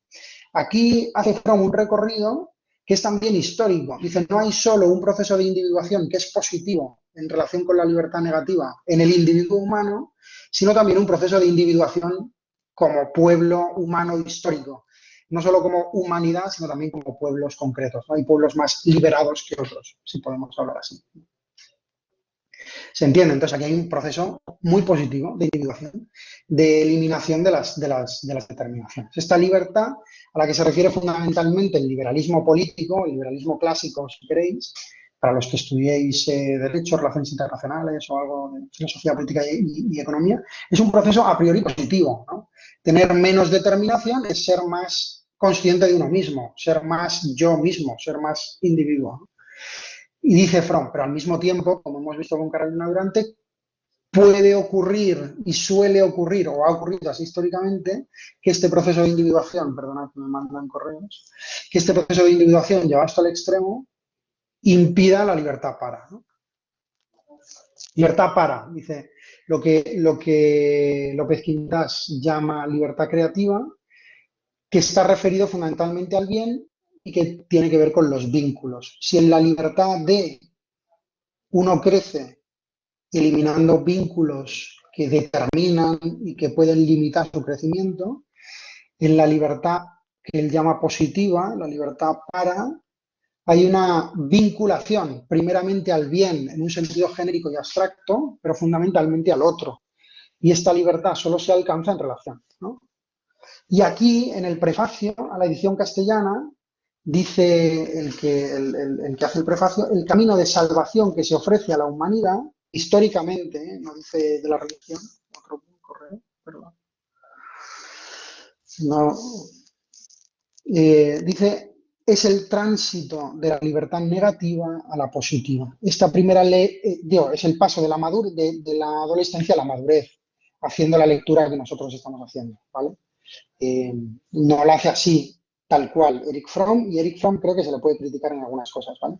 Erich Fromm es un autor judío y marxista, y se ve, este es un libro del año 41, publicado en Estados Unidos, judío y marxista, y se ve su influencia, tanto judía como marxista, en el modo que tiene de entender la realidad. Bueno, él ha sido educado en el psicoanálisis y en Freud, hace crítica de Freud, muchas cosas de Freud, es una delicia leerle, pero todo está postulado como Marx en la lucha de clases, pues aquí es lucha de libertad negativa contra la libertad positiva. En otros libros exactamente igual, ¿no? Hay un libro que es la disyuntiva entre el tener o el ser, ¿no? Eso se llama tener o ser. Entonces hay un modo tener y hay un modo ser, y tenemos que tender al modo ser, ¿no? Bueno, pues esta dualidad que ayuda, pero que a veces se presenta como dilemática y no tiene por qué serlo. Pero es interesante. O sea, hay que transitar de la mera conciencia de la libertad como ausencia de vínculos y de determinación al tránsito de la libertad positiva, ¿no? Y dice el prefacio es El camino de salvación. Este también a partir de las... Madre mía, de repente entran todos. Perdón, ¿eh? Es que no sé cómo quitarlo exactamente. Aquí tengo un vídeo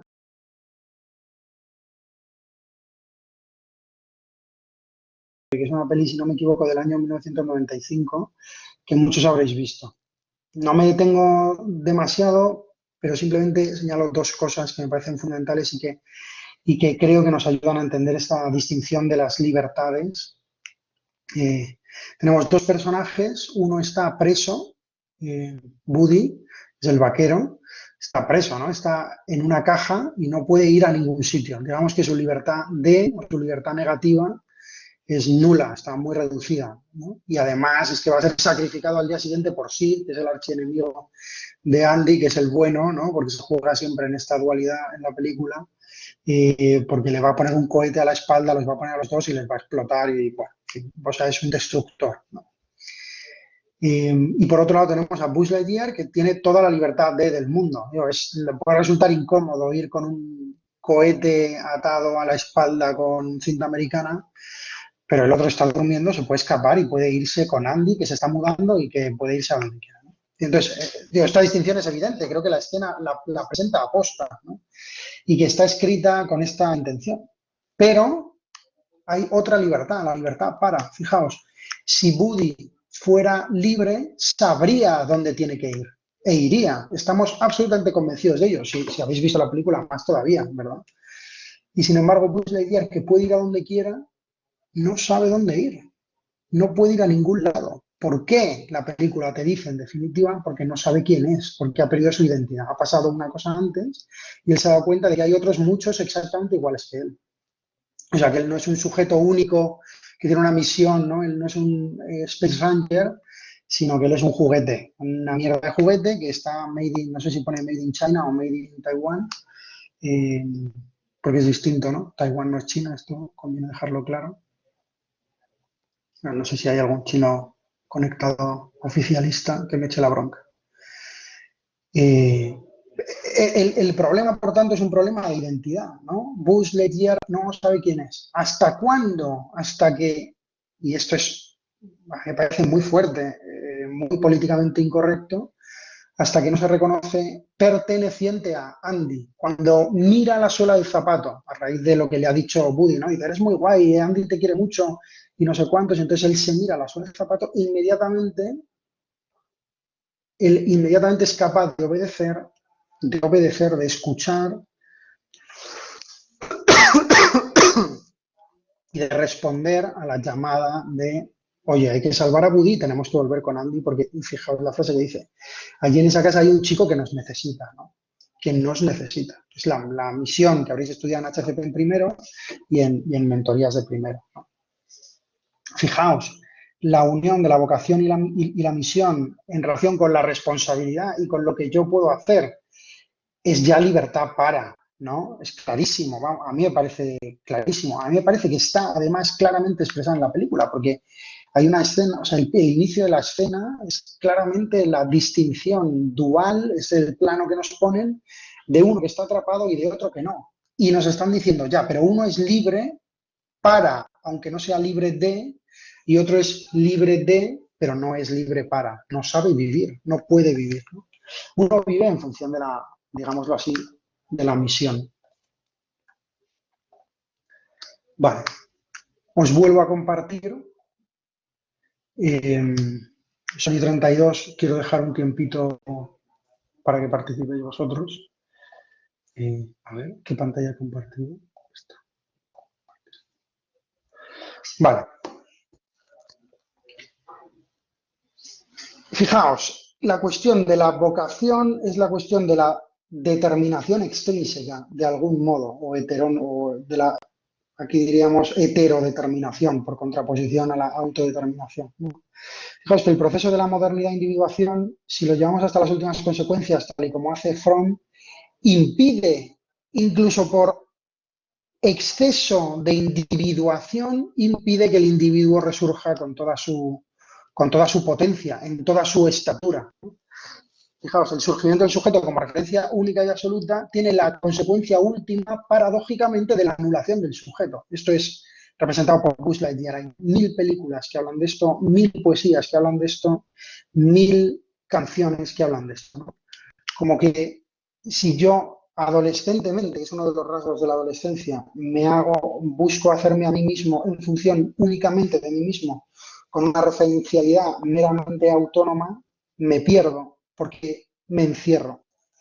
Y si no hay referencialidad externa, no hay condición de posibilidad de la libertad, entendida aquí como libertad positiva. No hay libertad para, porque la libertad para está en función de la relación, ¿no? Del tú en último extremo. Os pongo esta frase, a mí nadie me ha regalado nada, que me parece como la formulación más sintética de la posmodernidad, que empieza en la modernidad, pero de la posmodernidad, de nuestro tiempo, ¿no? Me parece como la formulación más sintética en la cual se condensa este mito autorreferencial de la determinación del sujeto únicamente en función de sí mismo, ¿no? A mí nadie me ha regalado nada, como exaltación de la... evidentemente falsa, digo, por si alguien no lo tenéis claro, soy absolutamente crítico con esta formulación. Fijaos que, perdonad, habíamos dicho que hasta ahora, lo dije al principio, era una visión más sistemática y que ahora empiezan algunas conclusiones que extraigo yo y que quiero que me gustaría que discutamos, ¿vale? Dice, a mí nadie me ha regalado nada en relación con lo que preguntaba Olivia al principio, ¿no? Que cuando yo cumplo con mi deber encuentro una satisfacción, ¿no? Cuando yo me lo he currado, cuando yo me lo hizo y yo me lo como, y sin embargo es una satisfacción vacía. Si yo me hago un regalo a mí mismo, si yo llego a mi cumpleaños y me regalo una cosa a mí mismo, no despierta ni la mitad de ilusión, ni despierta en mí la alegría de vivir y la satisfacción en el sentido pleno de un regalo absolutamente gratuito, recibido inesperadamente, ¿no? Si alguien, porque sí, sin que sea tu cumpleaños. Y especialmente si es tu crush, de repente se acuerda de ti, te trae yo que sé, un Kit Kat, es que me da igual, o sea, incluso la cosa más tonta, de repente te cambia el día. Esta experiencia te libera para, te hace libre para. Esta experiencia es irreductible y todos tenemos experiencia de ella. Por eso la autodeterminación, en este sentido, expresada con esta frase, me parece, para empezar, imposible, porque todo lo que tú eres es posible, porque te han sido dadas previamente muchas cosas que no te has ganado tú, que tienes que aceptar y que tienes que jugar con ellas, diría López Quintás, para crecer en la vida y llegar a donde estás ahora. O sea, aparte que es falso, que es mentira que sea satisfactorio, tío. Tiene una satisfacción tan pequeña y tan íntima, el mero cumplimiento o sea, el mero proponerse algo y cumplirlo, porque sí, desde un punto de vista completamente autorreferencial, tío, hay una satisfacción legítima, verdadera y muy buena, pero que no cumple, o sea, que no llega ni a la suela de los zapatos de lo que uno recibe. Aquí el término es precioso, ¿no? De lo que uno recibe por gracia. Aquí gracia viene del latín, ¿no? Gratis. Y yo le añado inesperadamente e incluso escandalosamente le puedo añadir inmerecidamente, ¿vale? Cuando uno recibe este regalo y lo acepta, como Buzz Lightyear, este abrazo de otro que te quiere por ser tú y no porque eres un juguete, entonces uno de repente crece, uno de repente se expande, uno de repente se hace grande, uno de repente encuentra la liberación. Ya no tiene que estar defendiéndose, ya no tiene que estar luchando, sino que ya es amado tal y como es. Este es el punto final, ¿vale? O sea, este es como el punto de llegada.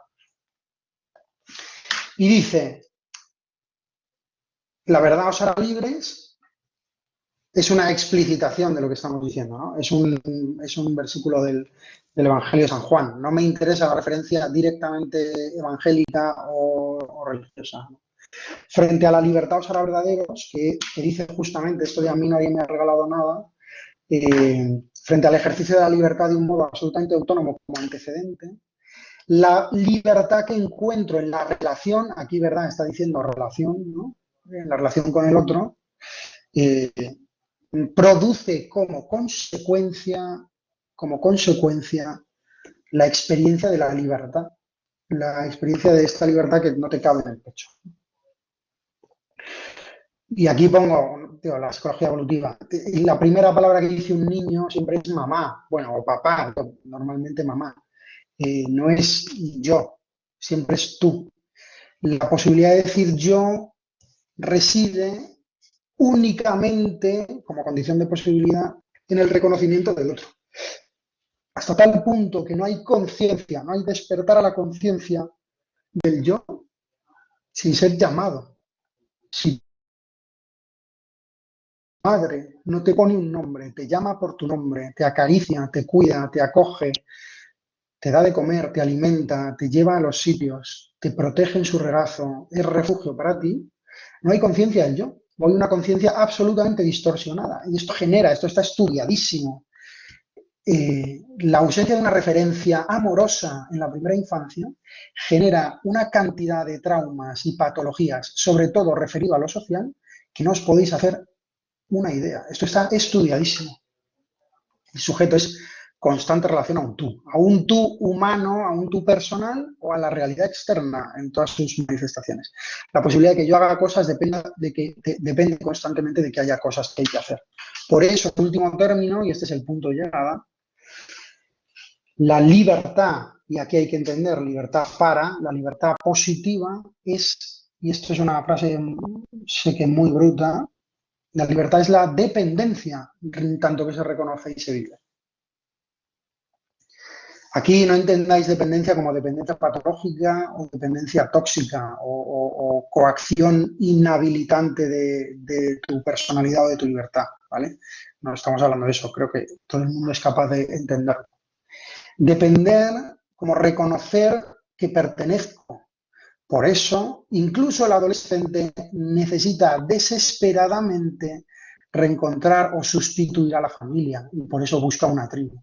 No podemos, nos es imposible como humanos, no podemos vivir sin una referencia constante, sin un lugar al que volver, sin un lugar al que pertenecer. Pues cuando Buzz Lightyear no sabe quién es porque ya no sabe cuál es su misión, porque no sabe a quién pertenece, solo el reencuentro, que es lo que le pasa a Nair y Simón cuando vuelve a su pueblo, ¿no? Solo el reencuentro con su raíz original, con su ser amado por Andy, solo el reconocer que pertenece a Andy le permite vivir con libertad. No estar enfrentándose a la realidad, no estar escondiéndose de la realidad, sino afrontándola, digámoslo así, maduramente. Siempre pongo un ejemplo, y con este ejemplo termino, que a lo mejor alguno ya lo ha escuchado, seguro que si le he dado clase yo me lo ha escuchado, es el del niño que va al parque de atracciones como lugar lleno de promesas, como en definitiva el lugar de la promesa, ¿no? El parque de atracciones es el... Yo puedo ver Coca-Cola, así que mi madre me está diciendo, pero claro, luego no vas a dormir, donde puedo tomar algodón de azúcar y chucherías, donde me puedo mojar, así que mi madre me está diciendo, pero niño, que luego si te pones malo te voy a tener que cuidar yo, pues no te cuido, ¿no? Es el lugar donde todo eso está permitido, es el lugar donde puedo, ¿no? Donde puedo experimentar, donde puedo... Y si el niño de 8 años que está montando las atracciones, que está flipado porque ve a sus mascotas preferidas en Disneyland, que no sé cuántos, de repente se pierde, es decir, no ve por el rabillo del ojo a su madre como presencia acogedora y como lugar al que volver si la vida me hace daño, todo lo que exteriormente era percibido como promesa se convierte en pesadilla. De repente no es significativo, de repente me tengo que esconder, de repente tengo que huir.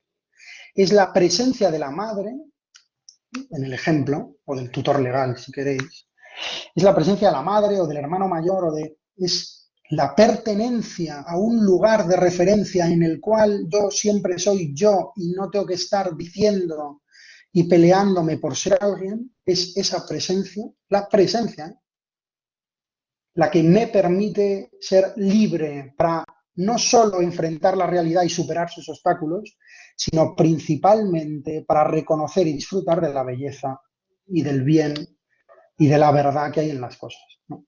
Esto lo sabe el niño perfectamente, que se relaciona con la naturaleza y con el mundo como si todo le perteneciera. ¿Por qué? porque está su madre.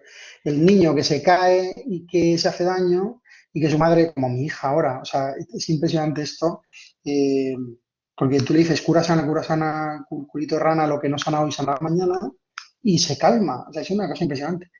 El otro día nos pasó a mi mujer y a mí que como que se dio un golpe a posta, flojito, pero se dio un golpe a posta para que le hiciéramos el cura sana. O sea, como que la referencialidad última es lo que permite eh, no solo que el niño, en el niño es donde se ve claro, ¿no? Pero fijaos si el adolescente no está buscando una aprobación constante y si nosotros que tenemos algo de adolescentes crónicos no estamos tan bien, las redes sociales saben esto y lo explotan hasta el extremo, no estamos buscando también una aprobación constante, un lugar donde se me diga, uy, qué guapo eres, uy, qué viaje más chulo te has pegado, uy, qué, y otras cosas, ¿no? Que se mandan solo por mensaje privado, por DM, ¿no? Fijaos, digo, al final la renuncia a la vinculación es, por poner una palabra que podamos entender, es postureo. Yo soy más libre, no tengo vínculos, es postureo, porque todo lo que estamos haciendo constantemente es buscar una aprobación última que me reafirme quién soy, porque no puedo reafirmarme a mí mismo. Si encontráramos un lugar o una persona o un Dios que me afirmara tal como soy hasta el extremo y delante del cual o en el lugar en el cual no tuviera que defenderme nunca, no tuviera que ponerme máscaras, no tuviera que demostrar quién soy, no tuviera que estar a la altura, entonces esa es lo que podríamos llamar, ese es el punto de llegada, esa es la que llamamos libertad. Esta es la libertad, no la ausencia de vinculación, sino el extremo de vinculación, la dependencia. La dependencia de esta presencia en función de la cual yo soy más yo mismo que cuando me digo a mí mismo quién soy. Muchas gracias por haberme aguantado hora y 3/4. Os vuelvo a dejar mi correo y mi Twitter, aunque me acabo de meter con las redes sociales, y os animo a participar. Luego os cuento un poquito de lo que os pido para el trabajo, ¿vale? Marta, vale. Hola. Dejo de compartir. Hola, Marta. Muchas gracias. Yo quería hacer una pregunta que siempre me sale cuando hablas de la libertad. Si nunca has tenido una experiencia de libertad verdadera, pongamos, por ejemplo, un niño al que sus padres no han querido durante su desarrollo, ¿puedes realmente querer bien y que los otros se sientan liberados por ti?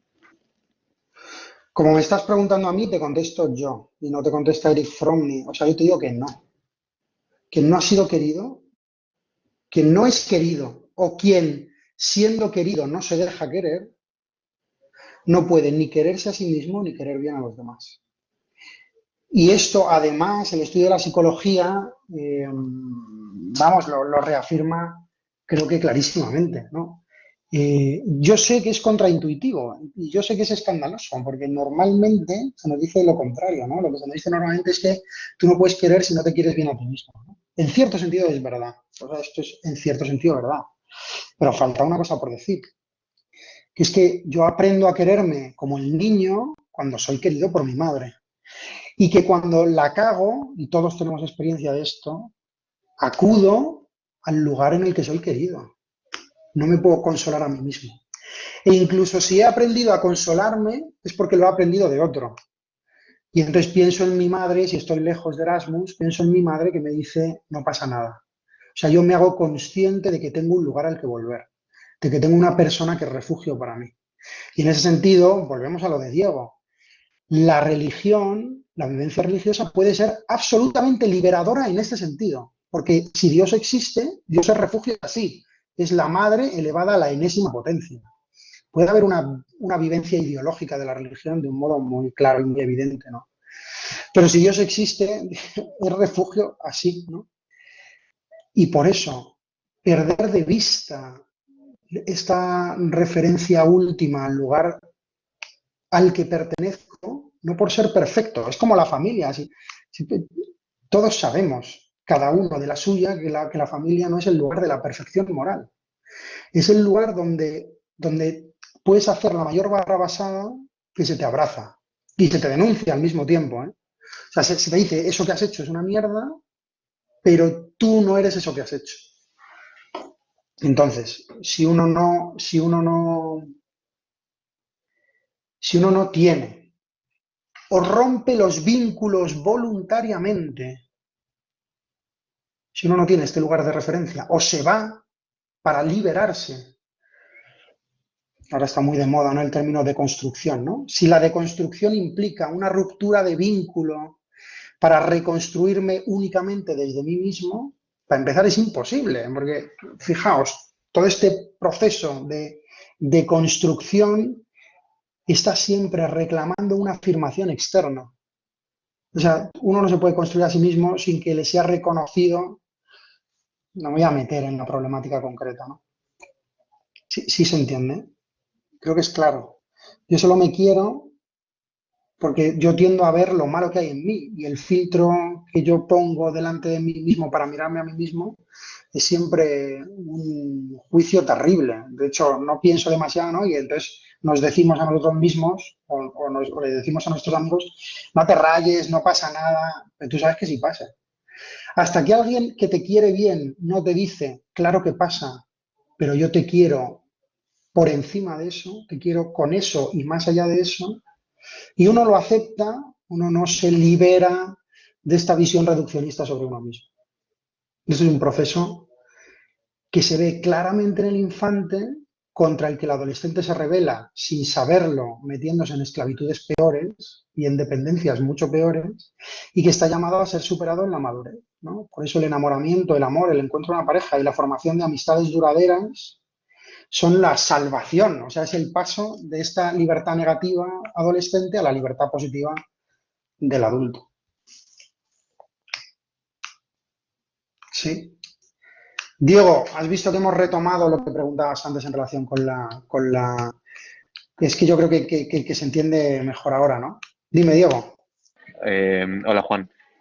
Sí, en base a esta segunda parte he matizado muchas de mis ideas, aunque hay ciertas cosas que creo que no estoy de acuerdo o no las entiendo, como por ejemplo, lo que decías de Fromm, de que la salvación es el camino de la libertad negativa a la positiva, me parece como una idea muy confucionista y creo que es, en mi parecer, algo diferente, porque sí, es cierto que de pequeños somos muy dependientes de nuestros padres, pero porque estamos en esa etapa preoperacional.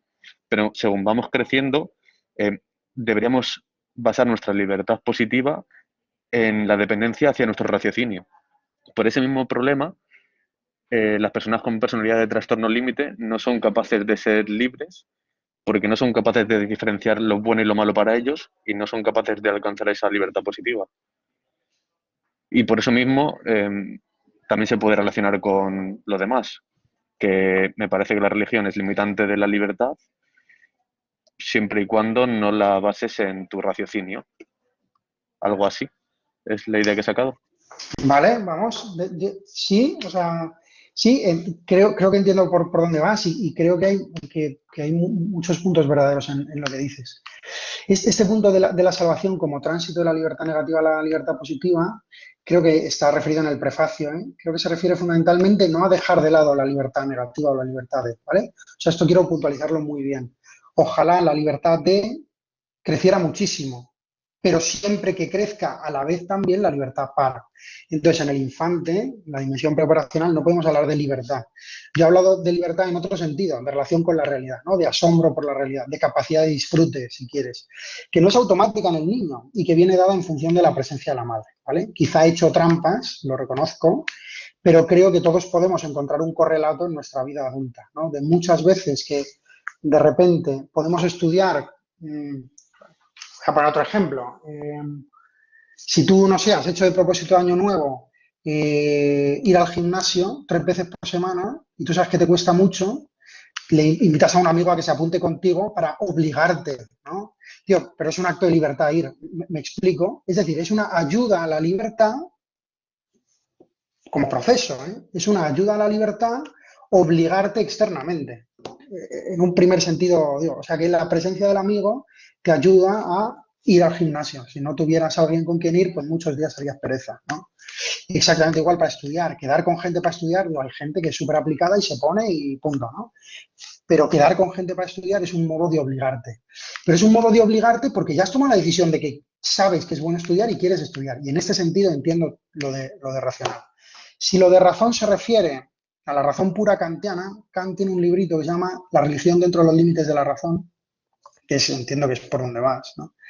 Y creo, bueno, no sé si lo han leído, pero digo, por Primera comparación noticia, de la verdad. lo, Idea. pues por comparación de lo que dice Kant con lo que dices tú, ¿no? Es más, digo, Kant es complejo, ¿no? Bueno, en este punto no muchísimo. Creo que depende del concepto de razón que tengas. Si razón se reduce a lo demostrable o lo lógico, a lo empírico, digámoslo así, a la ciencia empírica, y no a un discurso que parte de la dimensión afectiva y de la apertura total a la realidad y que busca conocer la realidad en todos sus factores, entonces no puedo estar de acuerdo. O sea, si la religión es limitante porque no es racional, diría, según lo que entiendas por racional. Pero en la afirmación escueta estoy de acuerdo. Estoy de acuerdo en que la religión es limitante y es asfixiante y es una limitación de lo humano si no es racional. Estoy de acuerdo en esa afirmación. La diferencia está en que entendemos por razón. Yo creo que la razón es la apertura o sea, la apertura a la totalidad de la realidad, en la totalidad de sus factores. Y eso implica la dimensión volitiva, implica el vínculo con los otros, etcétera, etcétera, etcétera. Entonces, aquí hay que distinguir. Creo que es limitante, como todos los compromisos o como todas las vinculaciones en relación a la libertad negativa, y creo que puede ser muy liberadora como reconocimiento de la dependencia última. Es decir, si Dios existe, vamos a poner el caso del catolicismo porque está más cerca de nosotros y por lo inaudito de su pretensión, quizá. Si Dios existe y se ha encarnado y ha dicho cosas de sí mismo, entonces acogerme al modo que Él tiene de manifestarse en la historia y de salvarme, es decir, dejarme salvar por Él, depender de su salvación de un modo consciente y libre, es la liberación absoluta. Porque aquello que no puedo conseguir por mí mismo y que estoy buscando todo el rato, que es la salvación, me es ofrecida como regalo gratuito, por pura gracia. Aceptar el regalo gratuito de la salvación, lo contrario de la autonomía y de la autodeterminación, yo soy hecho por otro, es la liberación absoluta. Sí. O sea, has cogido mis ideas y las has mejorado y les has dado palabras. O sea que, guay. Gracias. Os pido que leáis el capítulo 1, 2 y 4 del libro El miedo a la libertad. Y os prevengo, yo no estoy completamente de acuerdo con lo que dice Eric Fromm. Me parece una propuesta sistemática muy interesante. Creo que tiene algunos puntos criticables. Sobre todo porque él está muy polarizado por la dialéctica marxista y por el psicoanálisis, ¿vale? Pero creo que es muy útil. Creo que no lo pueden, o sea, que lo puede leer perfectamente cualquiera y no solo psicólogos ni sociólogos. Él es sociólogo. Y bueno, creo que es muy interesante. Luego os pido que veáis la película de La La Land. Si ya la habéis visto, mejor, pero tenéis que verla otra vez, creo, para analizarla desde este punto de vista. Y os pido que respondáis a algunas cuestiones que tienen que ver fundamentalmente con esta diferencia entre libertad negativa y libertad positiva en Mía y en Sebastián, que son los protagonistas, ¿no? Y cómo el cumplimiento de mi deseo me puede llevar a romper el vínculo con aquello que me constituye. Este es el punto como de llegada, ¿vale? Sí, ya está dicho en relación con la presentación, ¿no? Y es exactamente eso, ya está, ¿no? Si seguir mis sueños frente a todo es liberador o no. Eso es lo que os pido que reflexionéis. Seguid la guía que os doy como 4 puntitos, no hace falta que pongáis A, tal, B, tal, pero que más o menos eso quede tratado en vuestra reflexión. Y nada, otra vez, muchísimas gracias. A mí me ha ayudado un montón, entonces si a nadie le ha ayudado, pues eso que me llevo yo y ya está. O sea que yo contento y feliz. Entiendo que a lo mejor a alguno le ha ayudado. Os digo, por favor, que me escribáis no es una molestia, todo lo contrario. Para mí es vocación, entonces no sé, me vuelve a poner en la pista de para qué estoy en el mundo y para qué estoy en esta universidad.